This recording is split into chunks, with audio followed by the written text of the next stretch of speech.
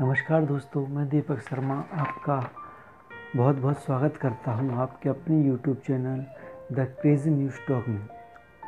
आज हम भारत के एक महान संत के बारे में चर्चा करने जा रहे हैं जिनका नाम स्वामी राजेश्वरानंद जी है।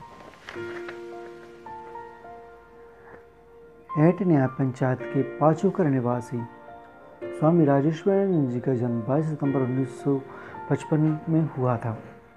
इनको लोग प्रेम से रामायणी भी कहा करते थे। स्वामी जी का जन्म एक ब्राह्मण परिवार में हुआ था, जिसके कारण बचपन से ही उनका रामायण और वेद पाठ में बहुत ही रुचि थी। इस रुचि के कारण ही वे शुरू से ही श्री राम भक्ति में लीन रिया करते थे।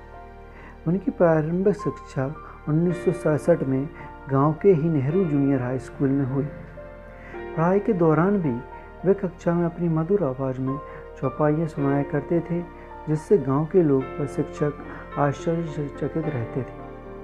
रामायण में रुचि रखने के कारण स्नातक की शिक्षा ग्रहण करने के बाद अपने गुरु स्वामी अविनाशी राम के साथ जाकर उनकी कथा में सहयोग करने लगे। युवावस्था में उनके मुख से राम कथा सुनकर लोग स्वयं को काफ़ी आनंदित महसूस करते थे। कई बड़े व्यवसायी घरानों ने इन्हें अपना गुरु माना, जिसके बाद इनकी राम कथा देश से लेकर विदेश तक पहुंचने लगी। रामायणी के मंत्र पर ही भी भजन गायक विनोद अग्रवाल व अनूप जलोटा ने भी उनके गांव में भजन संध्या प्रस्तुत की और विनोद अग्रवाल व अनूप जलोटा के साथ भी इनके बहुत ही घनिष्ठ संबंध रहे।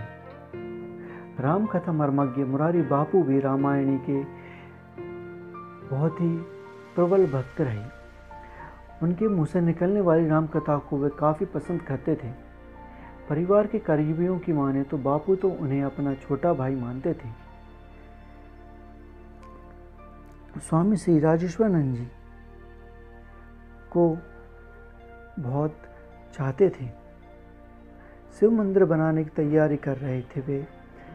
उन्होंने कई बार ऐसा भी कहा है कि उन्होंने शंकर भगवान का स्वयं दर्शन किया है और हनुमान जी से भी उनकी भेंट हुई है।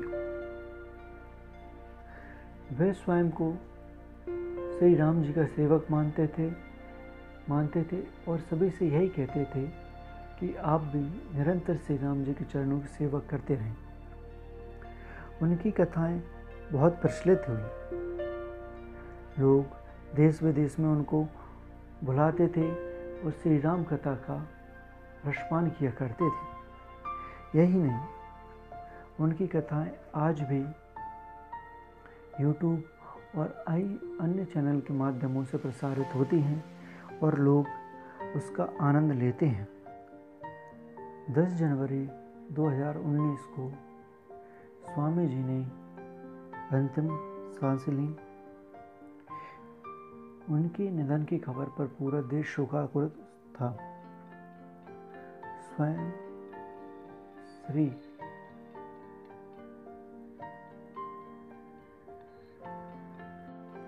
स्वयं महामहिम राष्ट्रपति जी ने भी, श्री रामनाथ कोविंद ने भी उनकी मृत्यु का शोक जताया था और मुरारी बापू ने उनके गांव पर पत्र भेजकर परिजनों से शोक जताया था।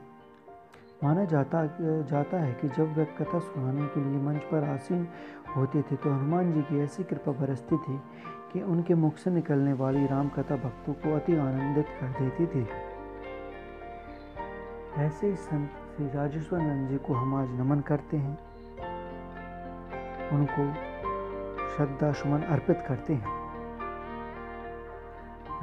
राजेश्वरानंद जी जैसे महान संत को होने के कारण आज हम भी बहुत शोकातुर हैं। स्वामी राजेश्वरानंद हमेशा हमारे साथ रहेंगे। जय श्री राम।